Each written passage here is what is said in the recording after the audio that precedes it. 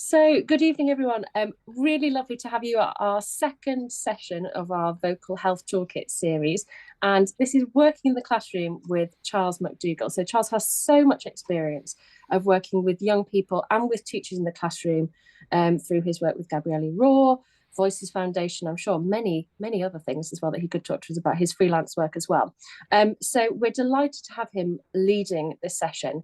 The way that the session will work is it will broadly follow that Charles will give a presentation, then at the end we will have time for some questions and discussion. But if you do have any questions as we're going through the presentation, please do feel free to drop them in the chat, and I will be keeping a note of them so that when we get to the end, we can revisit those, just in case it's something where you think, I'm not certain if I'll remember this if I wait, an hour's time. So please do feel free to use the chat function in that way. And just to let you know that the slides that Charles is showing right now, they will go out alongside the recording. So please don't feel worried about having to sit and take, frantic notes. These will come out alongside the recording. I don't think there's anything else with housekeeping. It'd be lovely if you wanted to have cameras on so that Charles and I can interact with you and, see who you are and chat, but also understand that that's not always possible. So without further ado, I'm going to pass you over to Charles for our session. Thanks very much. Brilliant, thanks, Elizabeth. Hi, everyone. It's lovely to see you. It's great to be back with ABCD. I hope I saw some of you in person at the convention recently. It was a bit of a whirlwind, wasn't it? So we're here to talk about vocal health in the classroom, and with so many coughs and sore throats about, we could very definitely get drawn into kind of seasonal discussion, couldn't we, of vocal health. But what I want to talk about today is actually mostly less to do with the season, and more to do with exploring healthy practices in the classroom all year long for you and for your students. Now, for teachers, your voice is a vital tool of the trade. That is an understatement of the century, isn't it? You spend such a huge amount of time talking, sometimes when you're tired, often when you're stressed, and usually trying to project over classroom noise that is just a normal part of classroom life. We don't work in this silent office environment, do we? We work in these chaotic and vibrant and energetic environments, and we want that, but sometimes we have to project over that. That makes teachers particularly prone to vocal problems. And I mean, let's face it, if you lose your voice when your job depends on it, it's a major inconvenience, isn't it? And we've all been there. We've had to stop work because we've just run out of vocal steam totally. Interestingly, research shows that teachers are far more likely to suffer voice problems than people in other professions. Just going to let that sink in. Yikes. The National Health Service data shows that teachers are 9 times as likely to be a voice clinic patient than an average adult. Ouch. 9 times more likely than your average Joe. And teachers of primary aged pupils, 4 to 11-year-olds, are the most likely of all to suffer with voice problems. Now, there are various possible reasons for this. It might be something to do with class sizes or general noise levels in primary class that I mentioned before, or that a primary teacher's time is spent, more of a primary teacher's time is spent talking than older age groups perhaps. But we don't really know. Well, that's extraordinary, isn't it? The teachers are right there in the ones struggling with vocal health. Children's voices are a bit different. Vocal anatomy is still growing, it's still developing. They don't have the range or the control of the adult voice. Their larynx is physically smaller, it's vocally less mature, and there are things that they can't do that adults can, and we're going to look at that a little bit later on.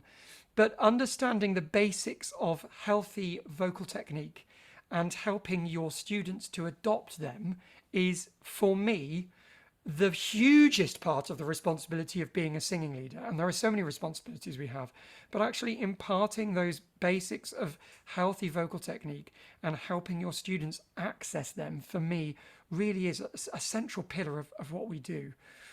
Now, there's a good payoff because good technique produces a better sound.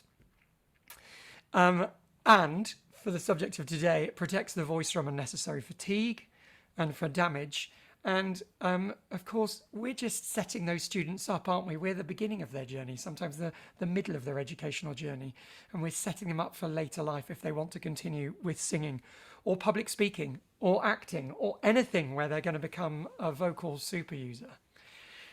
So what should you expect from today's session, the next hour and a bit that we've got together?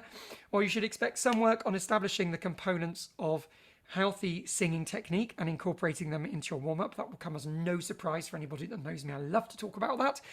I want to have an exploration together of the vocal issues that arise for teachers and those leading singing, and also explore some solutions. I want to send you on your way with a little sequence for you as practitioners of the voice to build into your routine as singing leaders before you even step in front of your class or choir. Yes, that's right. That's a warm-up for you, not a warm-up for them. Wouldn't it be nice if we had time for that? And then there'll be time for questions. And I think I've forgotten to say, we'll look a little bit, I said earlier, we'll look a little bit at the difference between children's voices and adult voices. And then if we've time, obviously I'm going to wedge it in. We've got to finish with a song, but it is a song that is appropriate to today's webinar. So we're thinking about warm-ups and vocal technique and our responsibility towards our young singers. So what are we aiming for? Well, we're aiming for a natural sound that's not forced in any way and one that's efficient. And by that, I mean a sound which uses only the muscles that are needed for it, doesn't recruit a ton of other muscles that we don't need, and also managing the effort level required to do that. And this is where your warm-up is so important for your students. Now, I'm the first person to say that warm-ups should be fun, okay? Singing activities should be fun and, of course, engaging. But for me, actually, they also need to be good at doing their job, which is actually developing the voices of the students that we're working with. What actually makes a particular warm-up good is usually the reason behind doing it.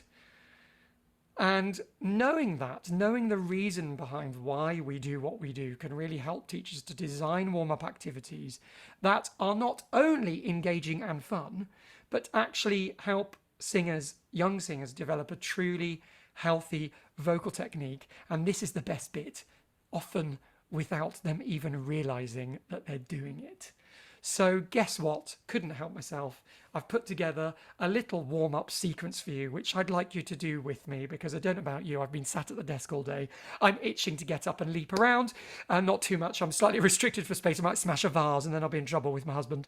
But I've put together a little warm-up sequence for you, which I'd like you to do with me. Don't take any notes. Do it with me. And afterwards we'll explore, as ever, why we did or what we did. And together doing that, build a picture of the components of healthy singing with which we need to engage, and also see, I hope, how we can make exploration of that technique fun for the whole class or for the singing assembly. It can be technically sound and a real blast to do as well. So I'm just going to switch my camera, which has hopefully worked. I shall leap up here. And hopefully you can give me a thumbs up if I'm on the right camera now. Thanks, Elizabeth, I'm on the right camera, and I move all my detritus out of the way. And what I'd like to do is get up on your feet as well and just copy me. Give me, and an up, shake, shake, shake, shakety shake. And an up, shake, shake, shake, shakety shake. And an up, shake, shake, shake, shakety shake. And an up, shake, shake, shake, shake. And a down, shake, shake, shake, shakety shake. And a down, shake, shake, shake, shakety shake. And a forward and a back and a side. And a forward and a back and a side. And around and around.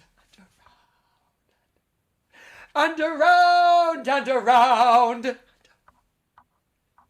And an up, shake, shake, shake, shakety shake. And an up, shake, shake, shake, shakety shake. And a down, shake, shake, shake, shakety shake. And a down, shake, shake, shake, shakety shake.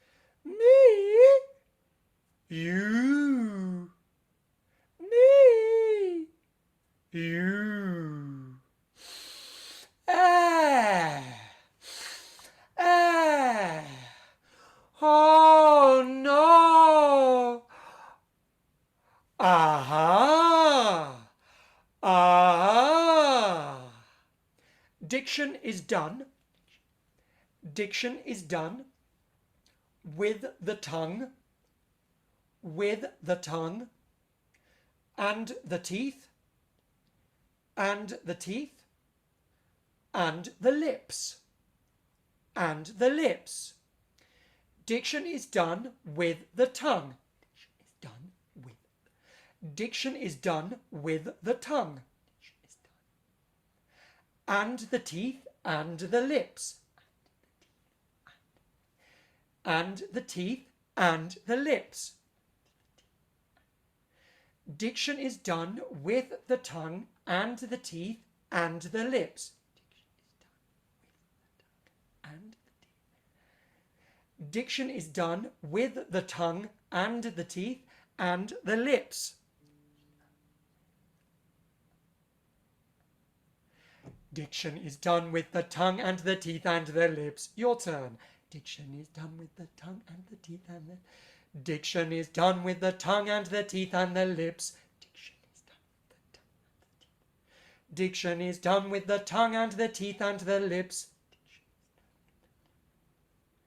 Diction is done with the tongue and the teeth and the lips. Diction is done with the tongue and the teeth and the lips.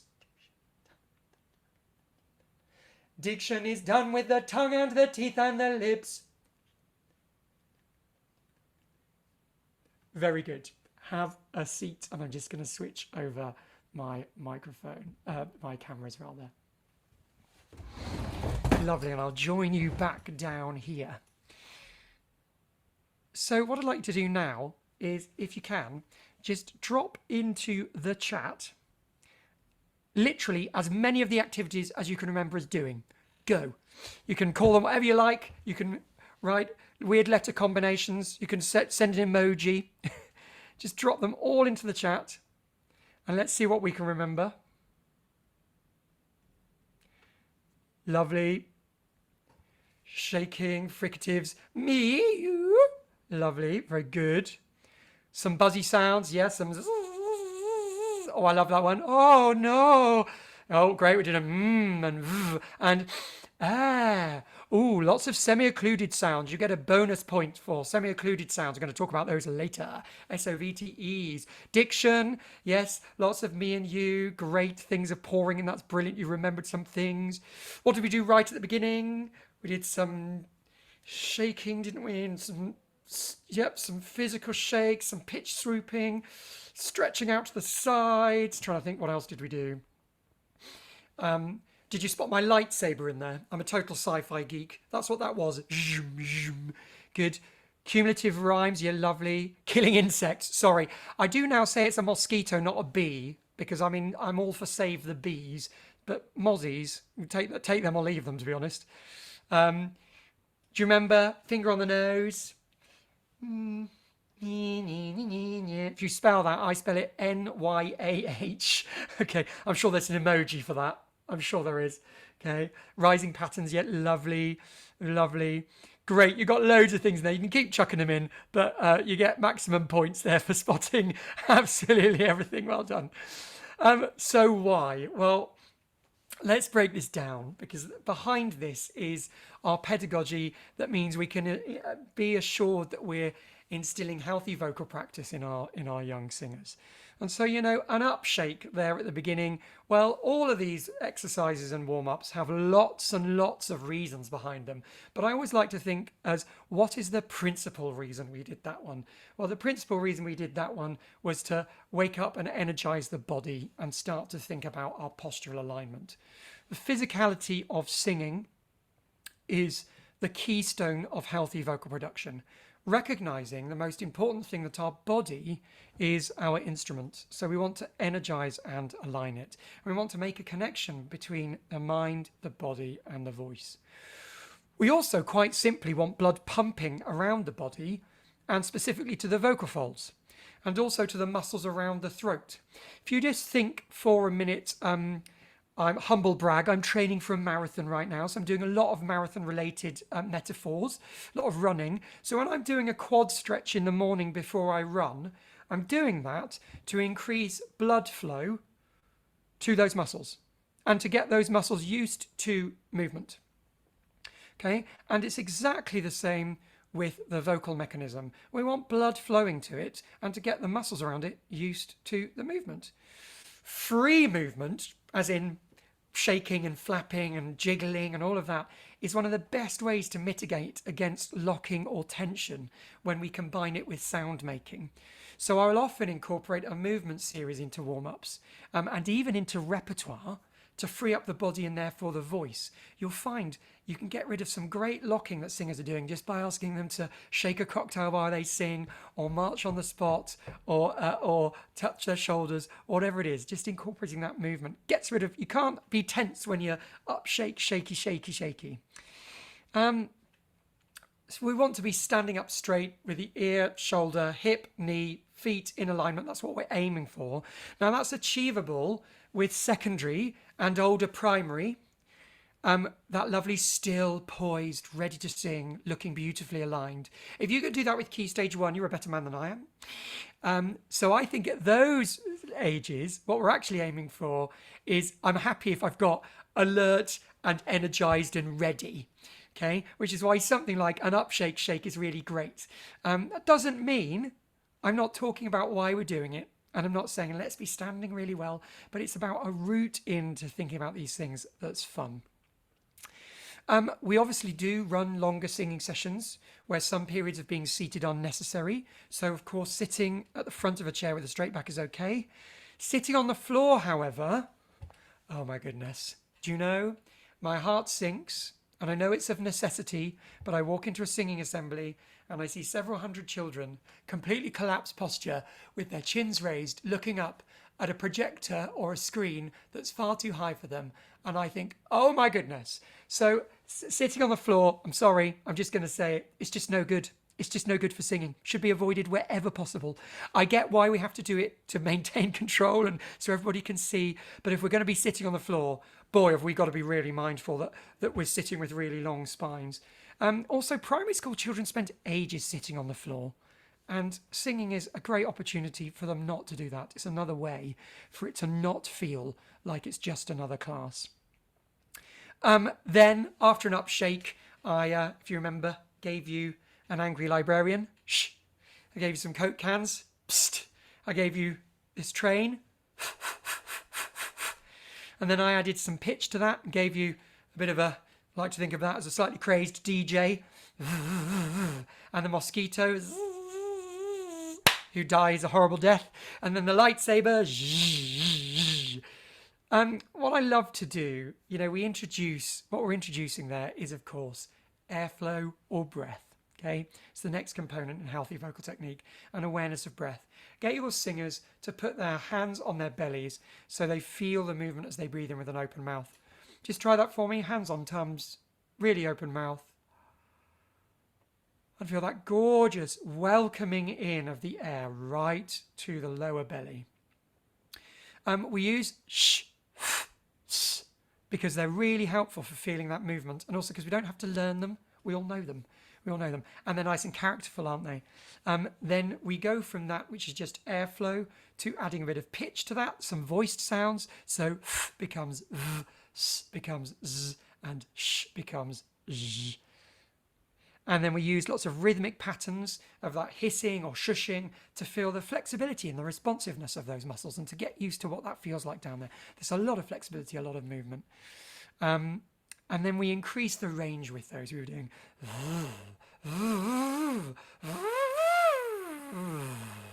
so we can play with range a little bit there. We want to bring an awareness with our young singers for healthy singing that airflow for singing is natural.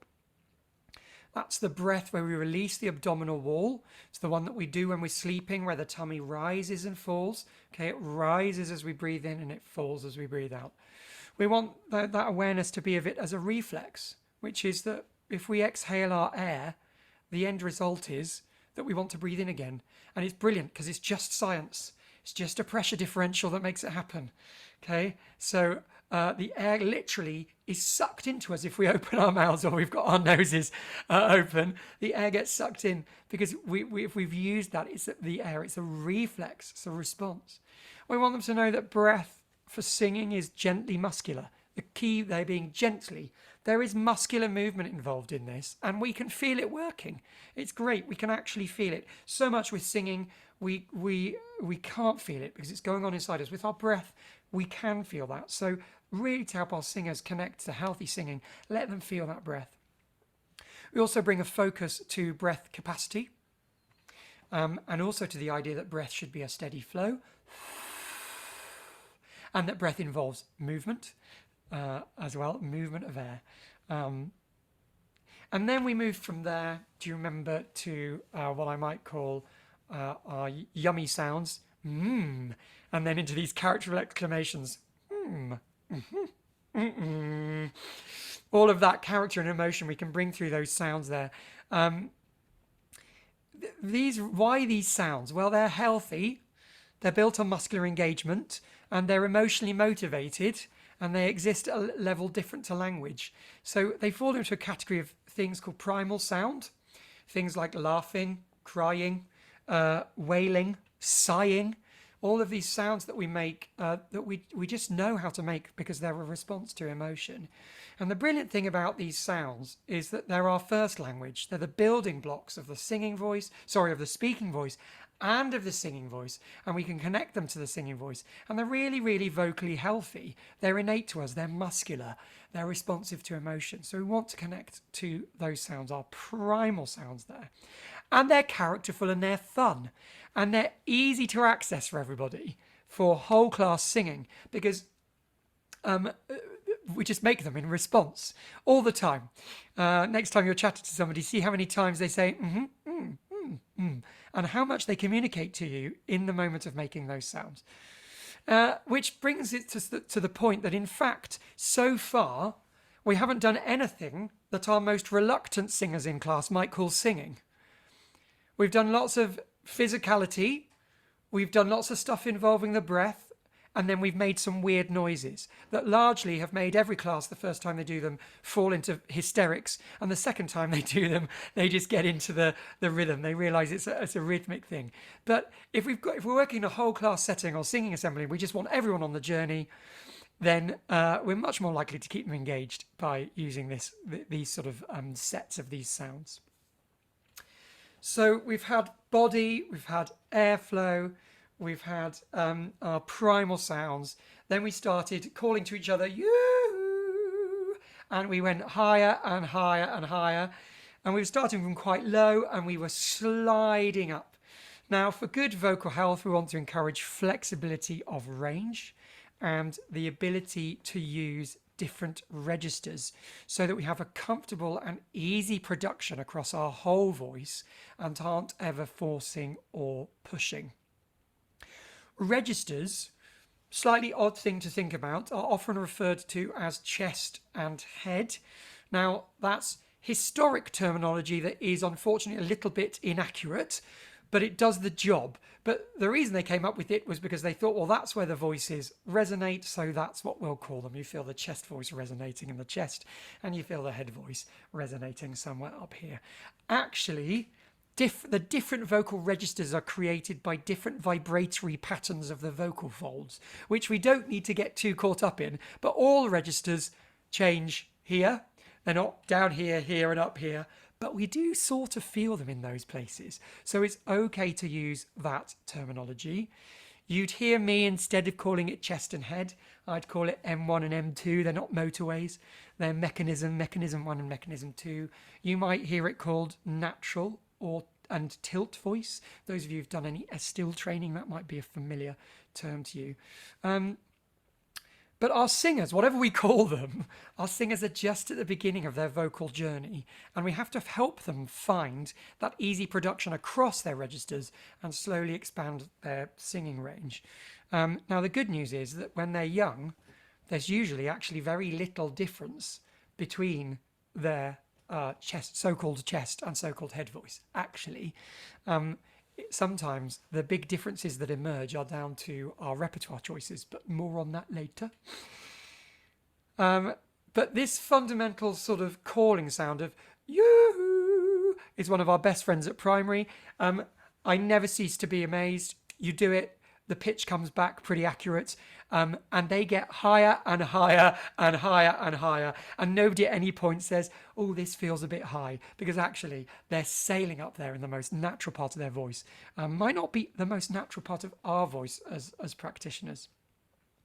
So for secondary, yoo is maybe a little bit infantile. So this is where we turn to our SOVTEs, our semi-occluded vocal tract exercises. Well, what on earth does that mean? Semi means, well, half. Occlusion is to close. Vocal tract, this bit here. Exercise, you know what one of those is. So they're basically sounds that produce an ideal environment for free vibration of the vocal folds because of what the air pressure conditions they create just above the level of the vocal folds. So they're totally brilliant for allowing the vocal folds to vibrate their most freely, which in turn means that it makes it really good for us crossing a full vocal range and crossing our vocal registers without thinking about it. Now, you know all of these sounds because they've been used by singing teachers and choir directors since the beginning of time. They are, for example, brrr, the lip trill, rrr, the rolled R, my personal favourite, the underused and unsung hero, the raspberry, and the most complicated one, puffy cheeks with a rolled R inside, which we're going to do today, which I'm going to call pigeon. So just have a go at each of those. Give me a and what about a and my favourite, lock into your inner child. I think I just made my laptop screen wet, but there you go. And pigeon, see if you can get those cheeks nice and puffy and that rolled R inside. And how I would use those, oh, that's a hard one. That is a really hard one, that one. I can see people frowning at me. Okay, so I would use these sounds with secondary and with my adult singers and with my primary singers to really explore vocal range. So let's just use some glides, okay? So we're just going to go from the bottom of our range all the way to the top and then down again like this.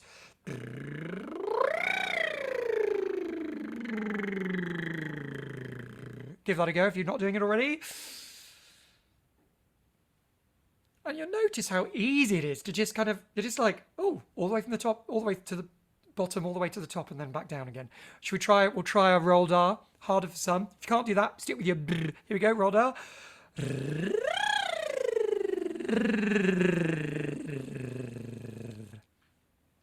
It's a fun one.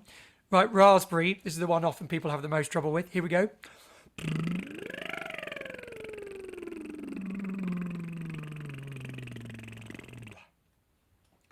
Lovely. And then we'll have a go at pigeon. Puffy cheeks, rolled R inside. Let's give it a go.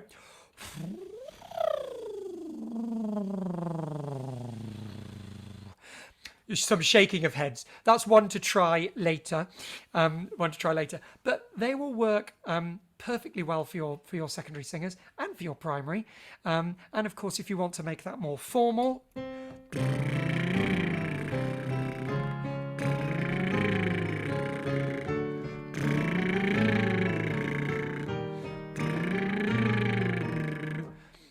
useful just up and down across the fifth there with any of those sounds. With our changing voice singers, we might want to narrow that range a bit more and just do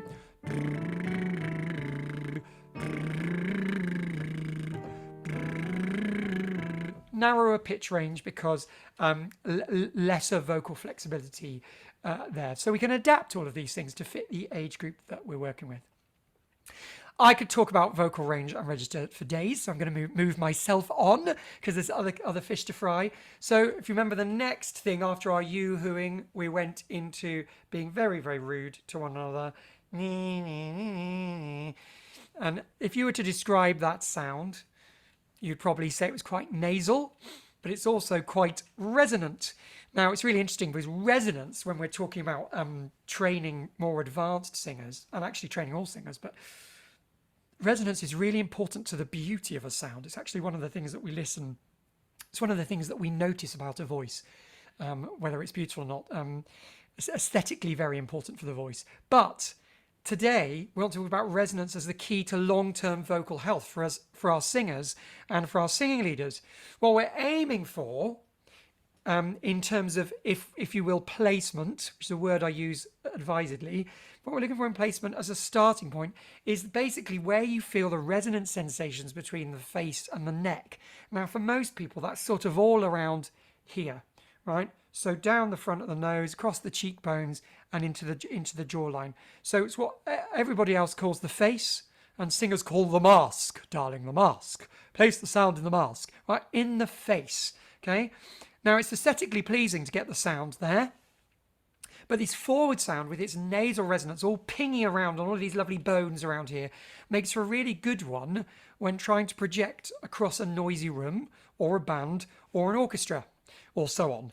Good resonance allows a voice to carry without having to force it.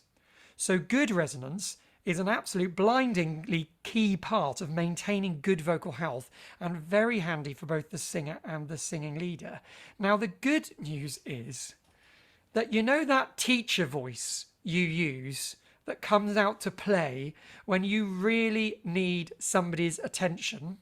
It's twangy, it's pingy, it carries across a playground, it can make grown adults stop dead in their tracks with terror because you have uttered somebody's name and they're worried it's theirs. You know that voice? That's twang. That's got resonance, right? That's your teacher voice that you use. And you use that because it carries a long distance. So it's locking into that resonance to carry across. Now, okay, we used for primary. It might not go down so well with year 6 or with secondary. Brilliant for community choirs. They love that kind of thing. For secondary and for primary, but if I were working with secondary, I might just use some sirens. So what we're going to do to find that is say the word singing. And just say that again. And I want you to capture that NG that happens twice in that word. Singing. And hopefully you can already feel that that NG is right there across the nose and the cheekbones. So we're going to take that for a little walk, okay? So what I'd like us to do first is we just have a little noodle around with it, any patterns you like.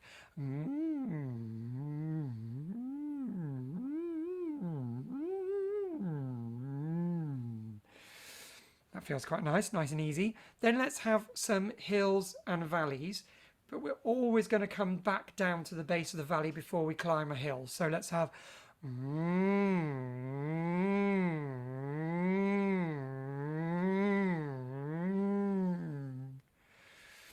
This time, let's have some hills and valleys, but actually we're ascending the mountain a little bit more each time.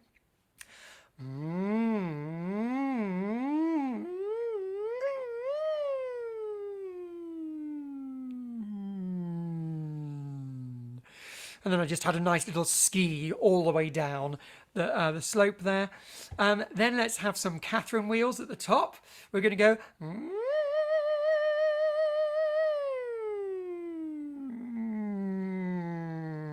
Your turn, here we go, and...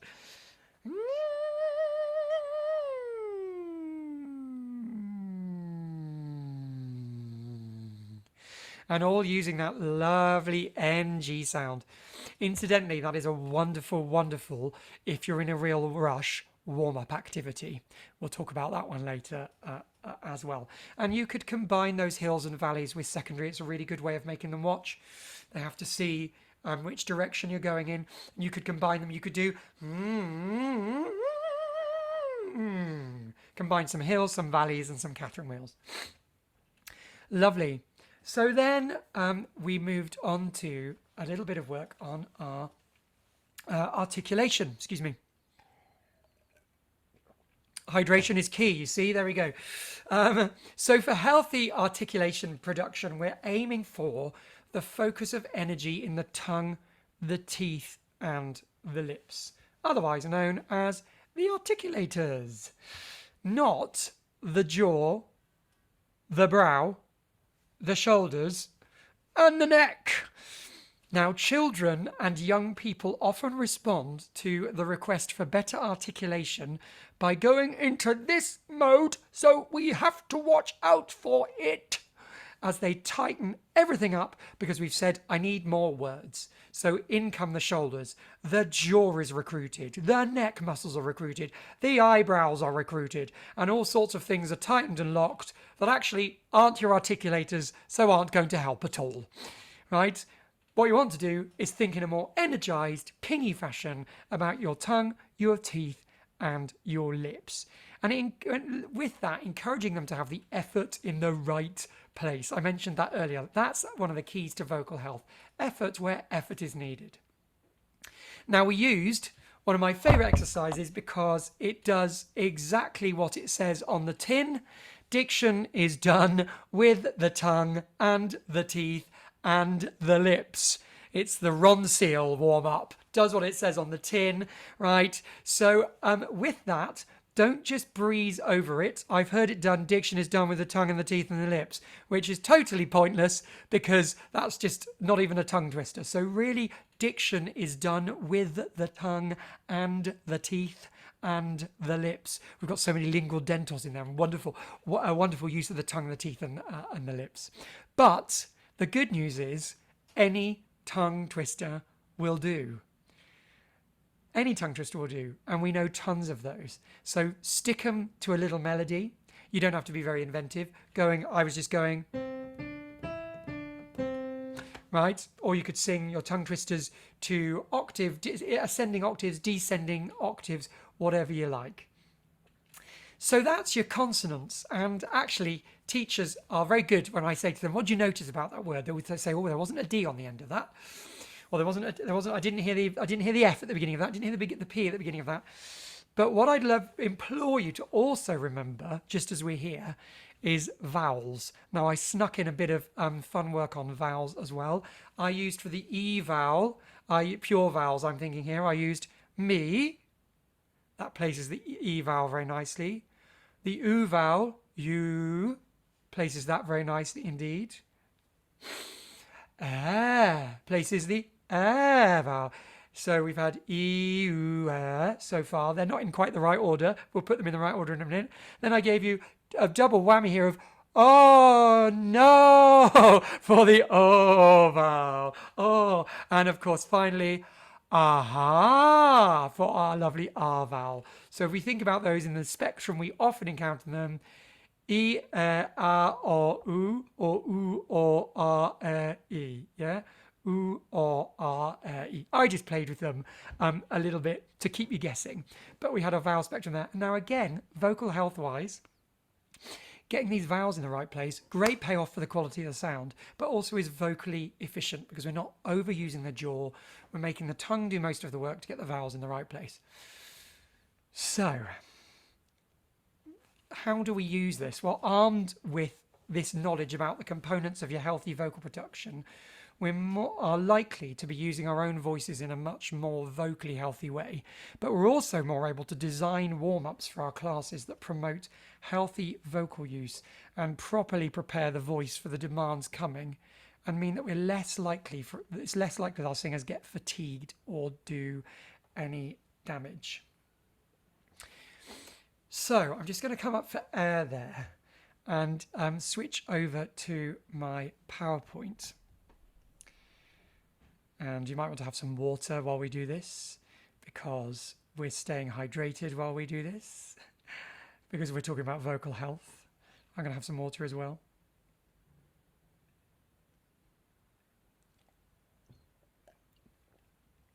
Now I'm hoping I am sharing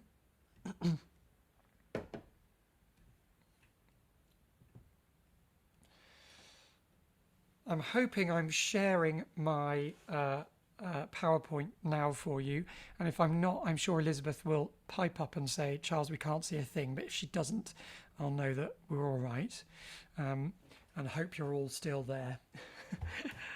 So there they are. There's the components of healthy vocal technique. body and alignment, airflow or breath, primal sound, range and register, resonance, and articulation. So I just want to look now about the child voice very briefly before we get on to teachers. And just say that when guided in the right way, with the attention to vocal health that we've just been talking about, children's voices are capable of achieving a great deal in the classroom. And these next slides, I'll just check. I've got something in the chat there. I want to make sure I'm... Oh, everything's going wrong. Everything's going pear-shaped now. Hopefully the thing in the chat wasn't vital. It's disappeared and I can't get it back. Just to check, is someone saying that they can't see the PowerPoint? But I can see the PowerPoint, so that's making me concerned that you and I both can see it. I can't see the PowerPoint. You can't? No. Okay. It might be worth you sharing and unsharing, Charles, because I can see it. I don't know whether that's because we looked at it earlier. I see it too, if that helps. Okay. How strange. Let's try again. Let's try again. So where have we gone? We're over here. Sometimes it depends what type of kind of what you're viewing this on, but if you're seeing it on Zoom, sometimes it's helpful to and you're on your iPad, sometimes you need to click on the view button just to double check that you're not just looking at Charles's camera screen, you're actually looking at the full screen, so that might be worth doing. I'm on that. On my view only gives, and I'm on a laptop rather than an iPad. It only gives me speaker gallery or multi-speaker. It doesn't give me any options. Also can't change my name from my daughter's. Very weird things. I am not my daughter, sorry. Yeah, I don't. That's why I've been trying to do that and I can't. Yeah. Hillary, if it helps anything, you can have the slides afterwards, and they're not that thrilling. Yeah. Is that all right? So if I share, again, we can see. Hopefully, fingers crossed, this time it'll work. Is that? Oh, that's working for Hillary. Perfect. Oh, brilliant! It was just having a little glitch. Why not? Just moments before I came on this call, my iPad decided to disconnect from my MacBook, so my rather flash thing of moving between two cameras wasn't going to work. So I currently have my iPhone sellotaped to it's very high tech here, sellotaped to the tripod. So if it falls off, I should be aghast and I shall suddenly disappear. Anyway, where was I? So what was I saying? There we go. Body and alignment, airflow and breath, primal sound, range and register, resonance and articulation. Yes, so I was saying when guided in the right way with attention to vocal health, children's voices are capable of achieving a great deal. What I wanted to say was these next slides, lots of what you see on this next slide is a humongous thank to Ginevra Williams from an article called What a Child's Voice Can and Can't Do. It's an exceptional article. It's 2 pages that is just so concise and so useful. I did not reinvent the wheel.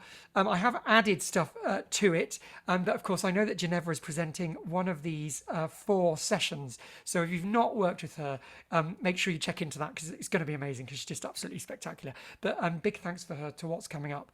So things you need to know about the child voice. Number 1, well, child has a higher larynx. It sits nearer to the back of the jaw, which means that the vocal tract, which is the tube between the larynx and the lips, is shorter because it's nearer to the back of the jaw rather than further down where ours is, down here. It's much closer to the back of the jaw. The shorter tube means that it has different resonant properties. So the sound has more high frequencies, which makes it sound brighter and pingier. We know that sound, don't we? We know when we're listening to kids sing. They have smaller lungs. So guess what? They can't sing as long phrases as an adult. That doesn't mean you have to let them off trying to sing the phrase that you want, but it does mean you have to be realistic sometimes. And if they've taken a good, healthy breath and they can't get through it, it's because they've got small lungs. It's not because they're not trying. So you just need to be mindful of that. They've got shorter and thinner vocal folds, meaning that the range of their dynamic contrasts is less. They can't do as loud to as soft. And there is a difference between thick and thin fold. The difference between thick and thin fold is less as well, which is why you hear less difference between the chest voice and the head voice. The smaller larynx isn't able to achieve the pitch range of an adult voice. It's a small instrument, okay? The lowest comfortable singing pitch at preschool age is about middle C. This drops gradually until pre-puberty, when the lowest note is generally about an A or a G below middle C, and that range doesn't go downwards any further. Now, I'm just going to say at that point, that means that all of those lovely, lovely pop songs sung by lovely pop singers that start on F or E, they can't sing that first note. That's why it sounds naff. Not because they're not trying, because they don't have it. It's just not there. So songs that we want to do like that have got to come up into a comfortable range for them, which is considerably higher. So it's just worth knowing. We can't push them down, and there's nothing there. What else? Within the larynx, the muscles are not so coordinated and the cartilages are softer. This means that you've got a limit to things like very rapid athletic passages like coloratura. So think, Bach and Handel Baroque music, a little bit, really tricky. And it also limits sustained high singing. So anything with very, very long sustained high singing is going to be really vocally tiring for them. That doesn't mean they don't have high notes. Notice what I'm saying there. They have high notes, but sustained high singing is a different thing. 7 to 8 year olds can learn and apply basic breathing techniques and use balanced posture when singing. 9 to 10 year olds can learn to differentiate between the sounds that they make, whether they're breathy, whether they're clear, whether they're constricted, whether they're open, whether it's chest, whether it's head, whether it's nasal or not. That's really interesting. They can differentiate between those sounds.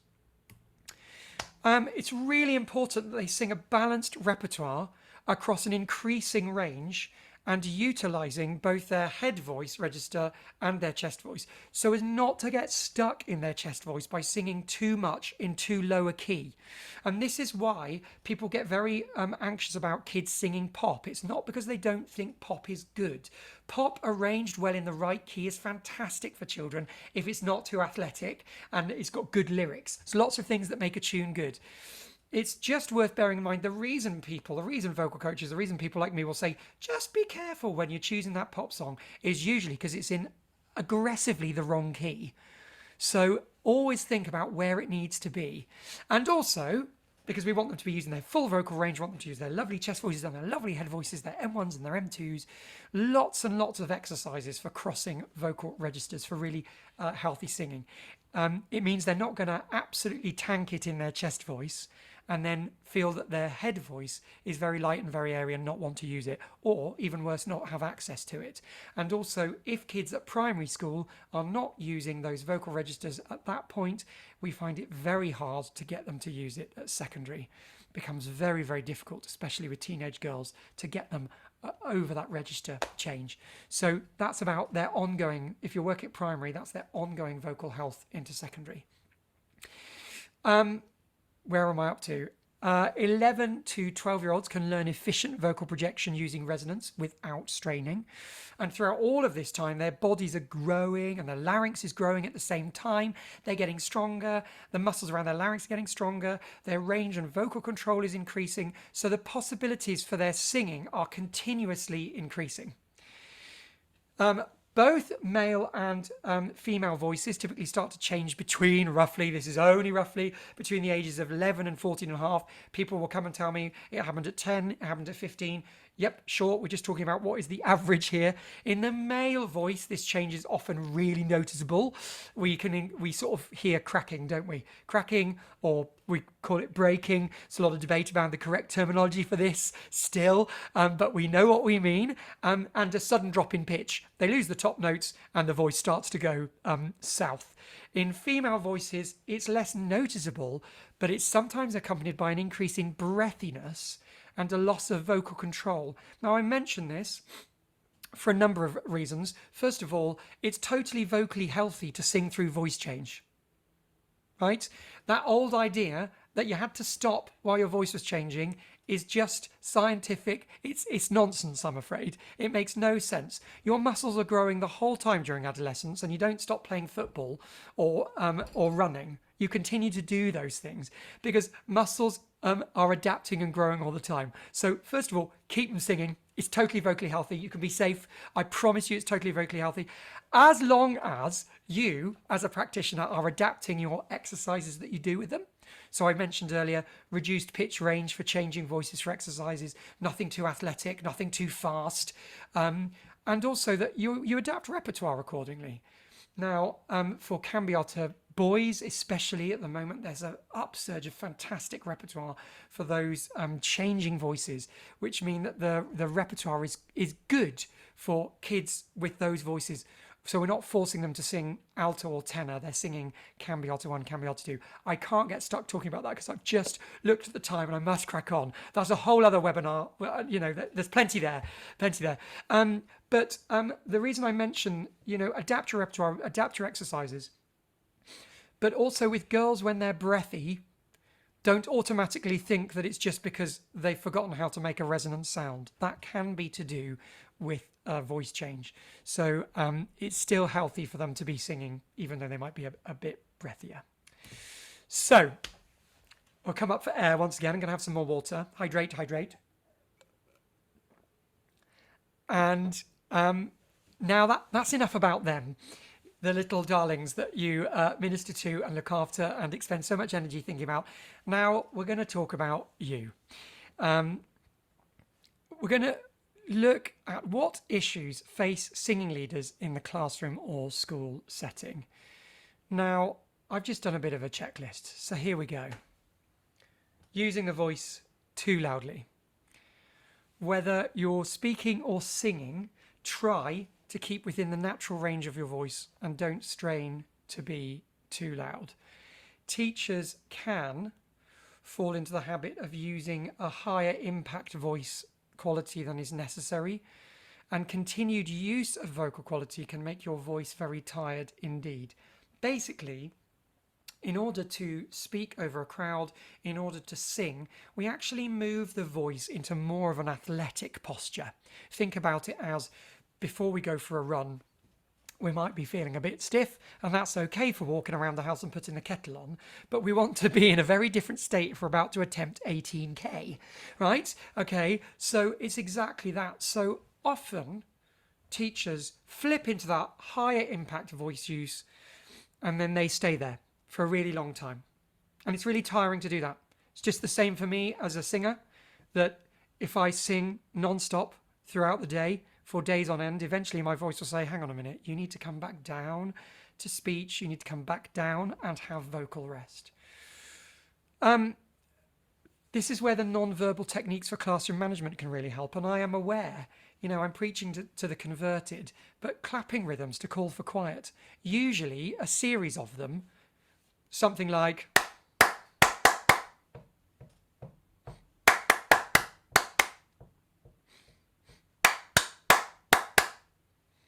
you know the deal. If they miss the first one because they're still chatting, by the end of the third pattern, you've got their attention, you've got quiet.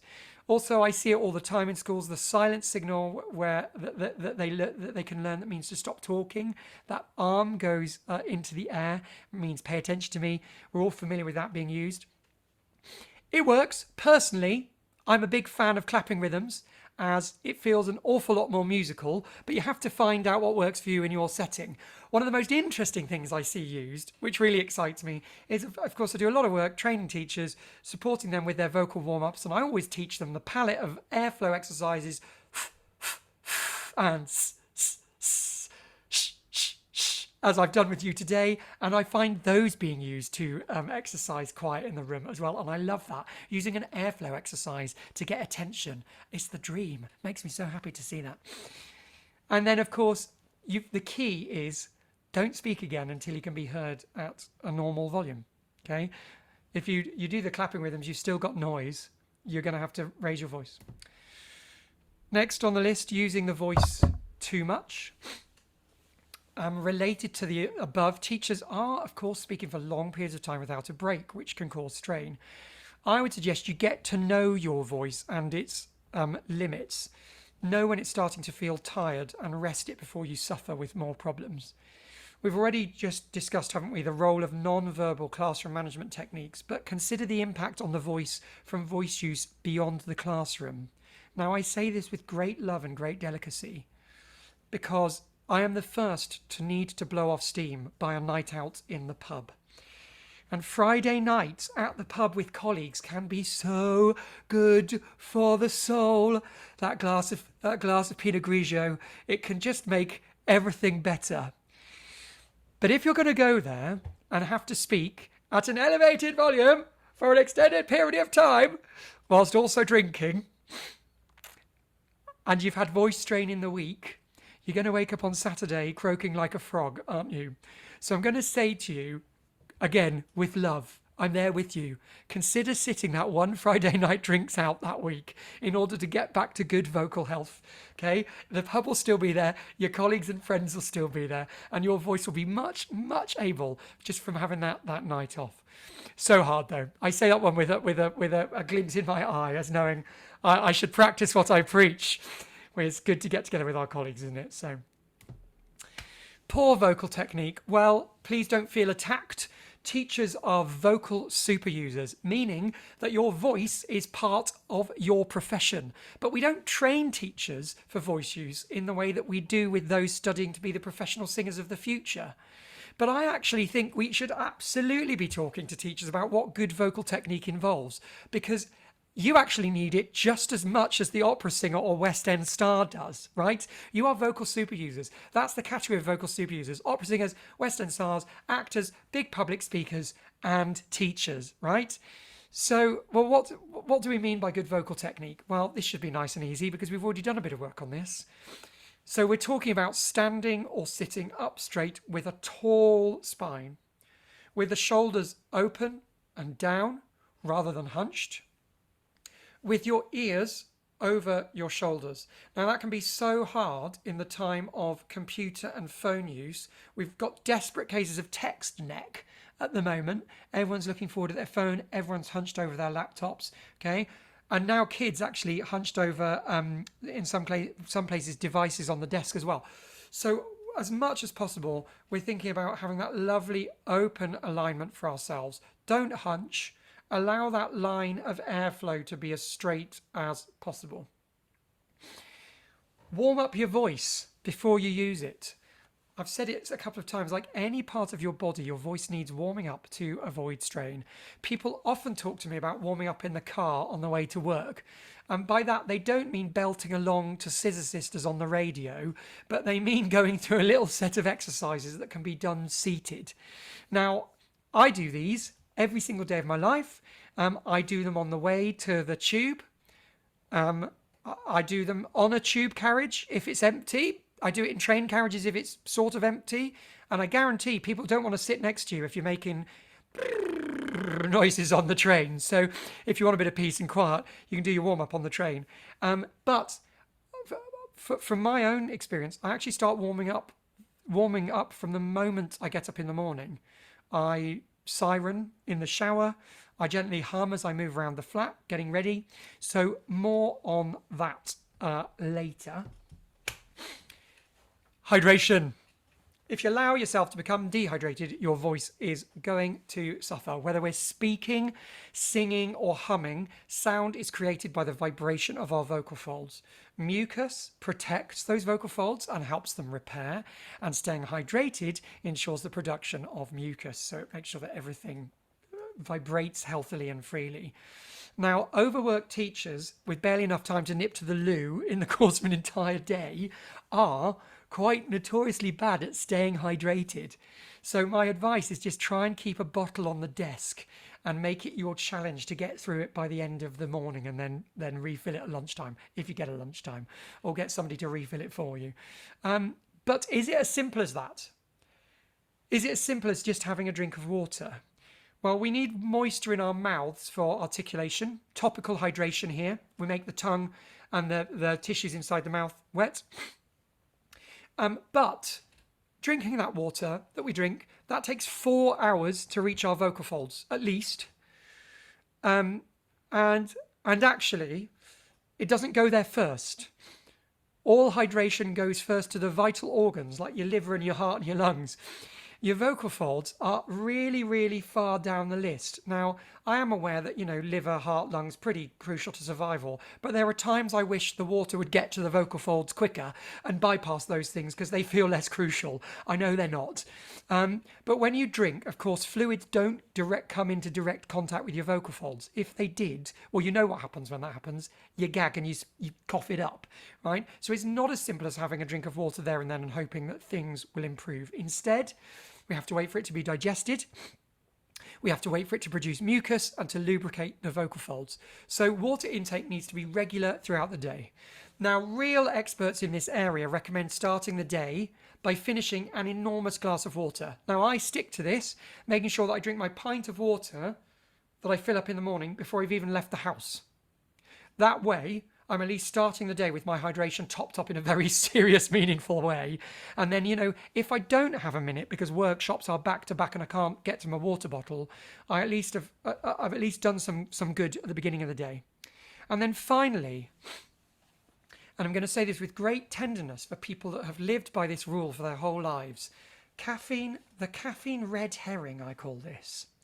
Anecdotally, people love to advise against tea and coffee as it's dehydrating. I'm afraid that's not actually accurate. Caffeine is indeed a diuretic, which means it'll make you pee. The water intake from a cup of coffee is still absolutely significantly more than anything you will pee out from that cup of coffee. Right? So tea and coffee aren't bad for you in moderation. In fact, having a cup of tea is helping you hydrate. Of course, I say in moderation, because the thing that caffeine does affect is your sleep patterns. Did you see that lovely segue there? I was very proud of that. So you got to take care of your body by getting plenty of rest. Caffeine's going to mess with that, of course. Sleep is the time when the body repairs itself. So even if you've had a long, hard day of singing and speaking, your tired folds will recover with sleep. If you don't sleep, they don't get a chance to recover. Now, my husband is a teacher. I know how early you guys get up in order to get everything done that morning before the students even arrive, before chaos ensues. So a late night on top of that early morning can be disastrous, can't it? And over the course of a week, it builds up. And we know how that feels. And that fatigue goes straight to the voice. So get those hours in bed. Eating well. Well, I don't need to run you through the list of health issues that arise from poor diet. Your whole body is your instrument. Fill it with the good stuff. Now, it can be tricky at school if your school is slightly shy of the Jamie Oliver standard of cuisine. So you've got to make sure you try and keep that balanced diet of fruit and veggies. It can be so hard in school, can't it? Exercise. Be as physically fit as you're able. Now, there's a reason for this. There's research that looked at the rate of reduction of inflammatory markers on the epithelium of the vocal folds. I shall now translate that into English, which is that when the vocal folds get bashed around, which they do when they're working, okay, they get slightly swollen. The research found that the swelling reduced faster in people who are physically fit because their overall metabolic function was better. The CO2 and O2 exchange in the muscles is more efficient, therefore the whole physical system cleans itself up more quickly. So that is why exercise is good for your voice, because it will help it repair more quickly when it's tired or when you're sick. So no matter our healthy diet, exercise and sleep, we do all, of course, get ill.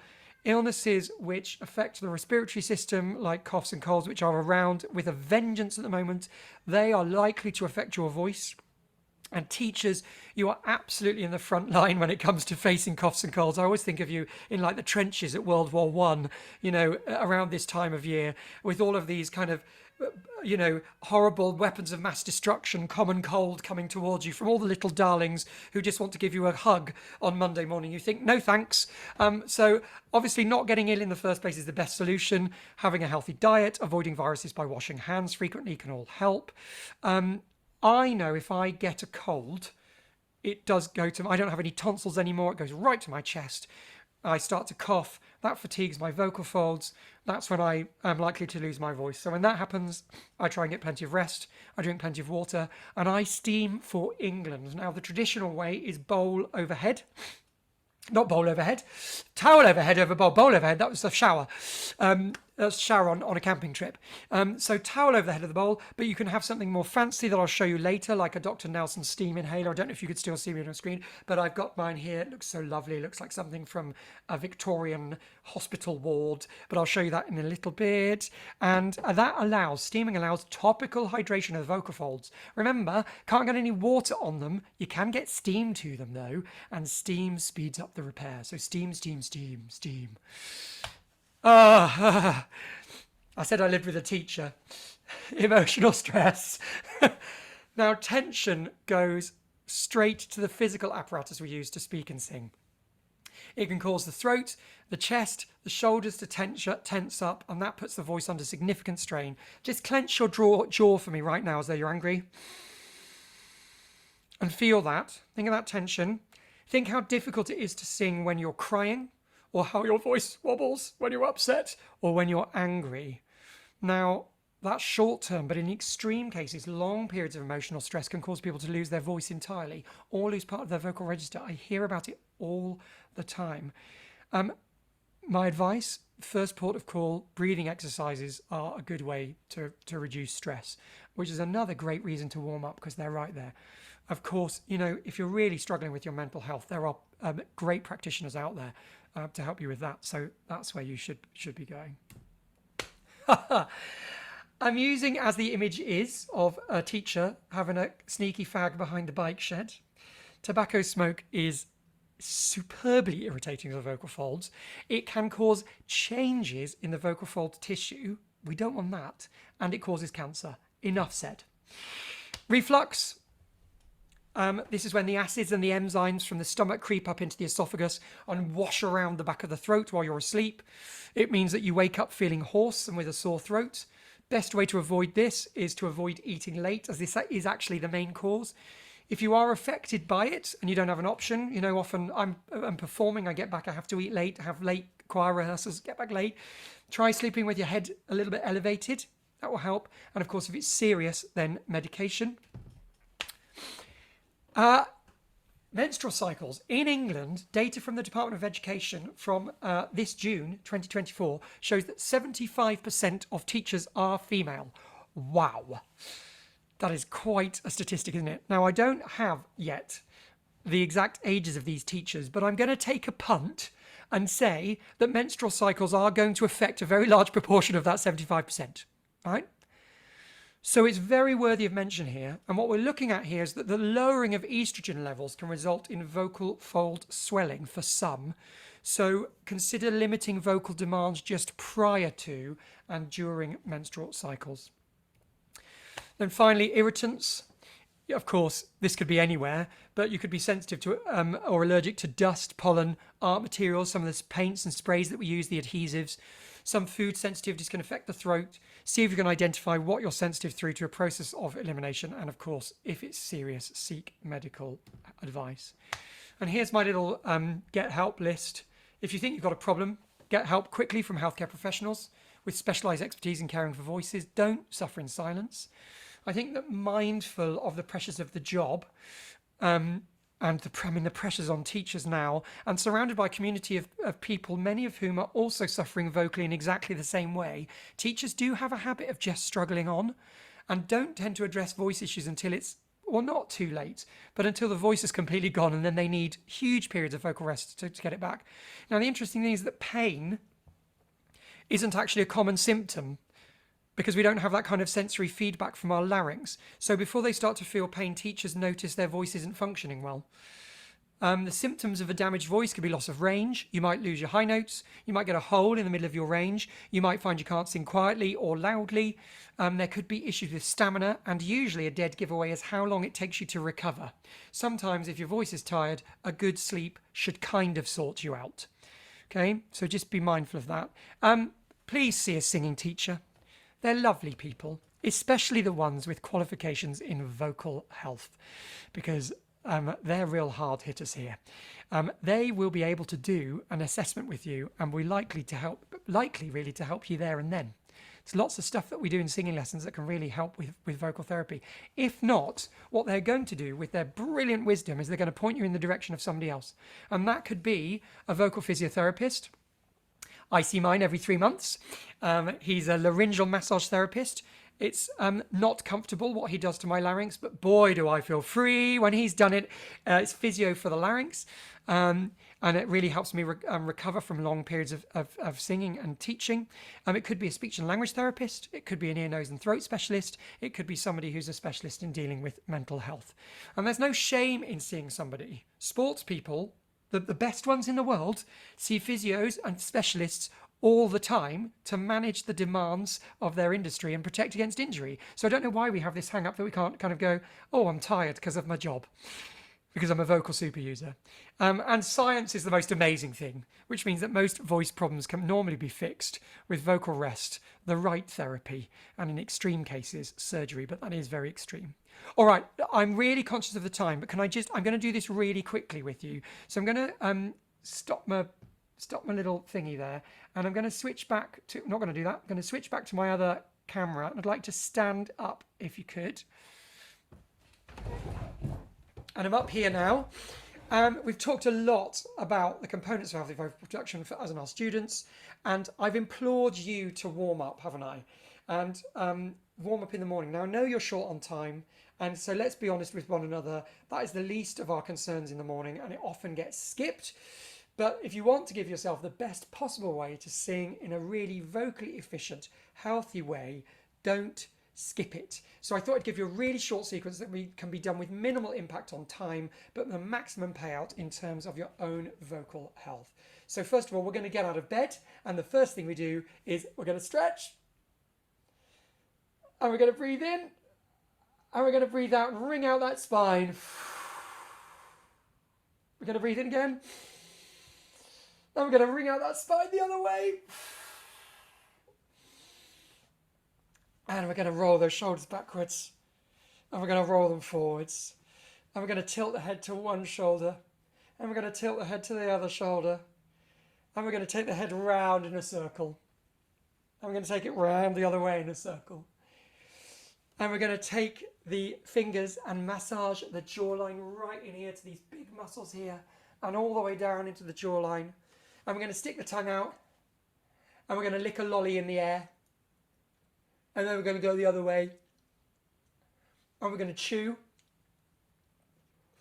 and we're going to yawn, and we're going to shake everything out. We're going to get our feet apart, nice and tall, tuck that pelvis, release those knees, open up that those shoulders, get your ears over your shoulders, put your hands on your tummy, and give me a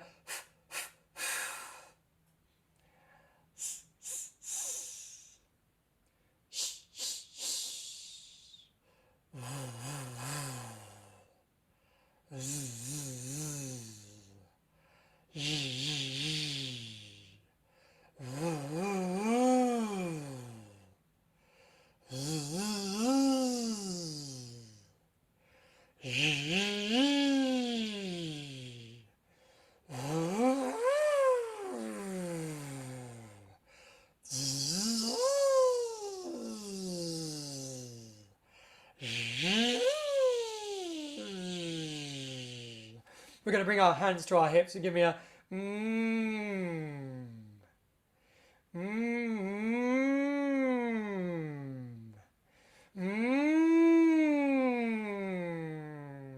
Then we're going to find that lovely siren, that we used earlier, and we're going to take it on a little walk. Let's go for a walk together.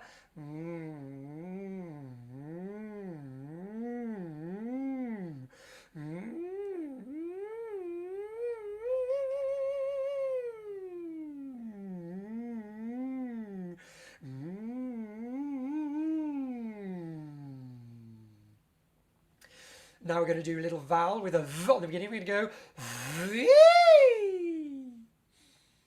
and give me a V,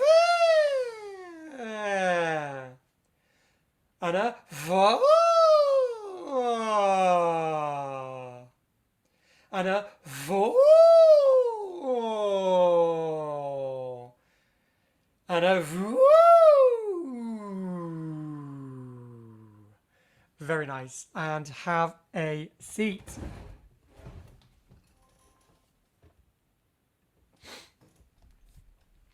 So, blitzing through this, we energize the body, got the blood flowing. We reaffirmed our good posture. We got the breath flowing. We added some nice buzzy sounds. We connected to those primal sounds. We used our sirens to start opening up the voice and encourage some good resonance. And we started sliding across the voice with open vowels. Sorry, I just lost you there for a second. Sliding across those. And it just took a few minutes. Now, if we can find time for that, certainly the initial parts are the most natural thing in the world, aren't they? Get up, stretch, get out of bed and stretch. Your airflow sounds while you're walking around putting the kettle on.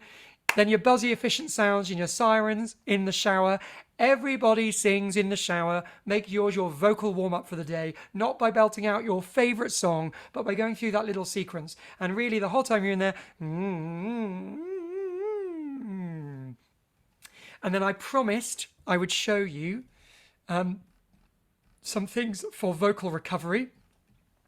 So the first is just very straightforward. Mine's slightly fancy. A glass of water and a straw. Okay, we're going to do some straw phonation. You can practice this later. Mine's a little bit fancy because it's got a little nozzle on the end, but I'm just going to cool down at the end of a long day by doing some glides down.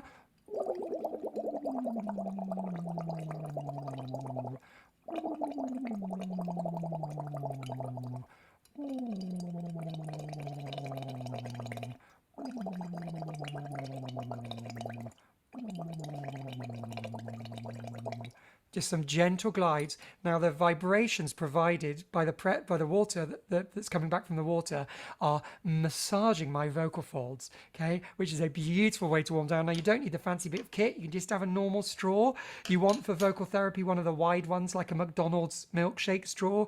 The vibratory patterns you get back from that are so soothing on the vocal folds. And after a hard day of singing and speaking, 3 minutes of that, set your timer, go and look at the view, wander around, make your neighbours think you've gone totally doolally by just doing some little glides down into that water. You can do it without the water,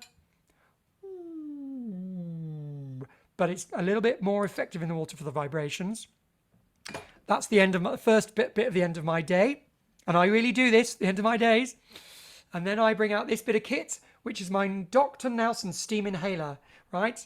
Nice Victorian bit of kit. You fill this bit with boiling water, you put the nozzle on the top, and you sit there and you breathe the steam in through this lovely glass nozzle, and you breathe in and out normally, and you get beautiful, beautiful steamy hydration of the vocal folds.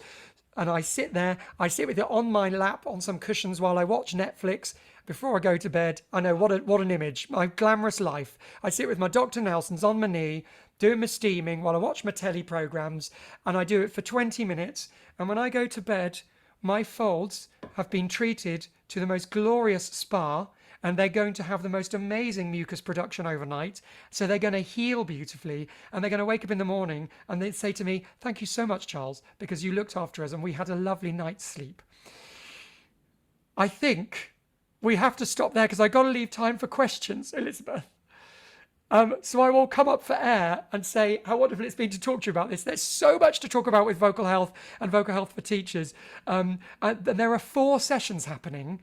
So check them all out, because if I've not said something, I won't have covered everything. And even if it's the one for choir directors, it'll be useful for teachers as well, I'm sure. So go and check those out. Elizabeth, I'm gonna stop there, my love. Of course. Thank you so much, Charles. It's been amazing.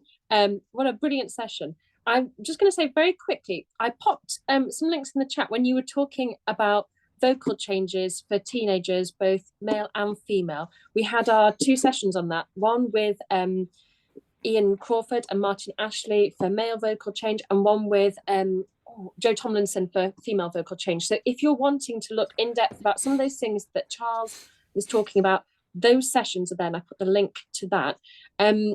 The question that's come up in the chat immediately was someone asking how much water do you drink before your morning warm-up. So I think it's just a clarification of, do you drink that pint before you do the morning warm-up, or? No, just over the course of the morning. You know, because I wake up and I drink water in the night. Lots of us would do that anyway, wouldn't we? But I have a little sips in the night. Then in the morning I just start to. So it's not a drink the water then do the warm up. It's just a sort of challenge. Finish this. Look, I've got one here. Finish this before I leave the house and go and do whatever I've got to do. Does that answers that, I think so.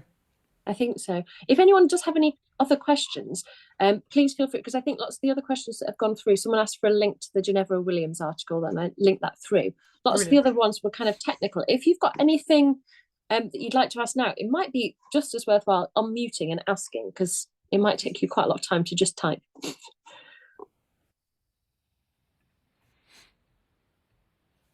Everyone's so overawed by your presentation, Charles. I just filled everyone's brains, and everyone's ready for a gin and tonic now, aren't they? So, which is very acceptable at this hour.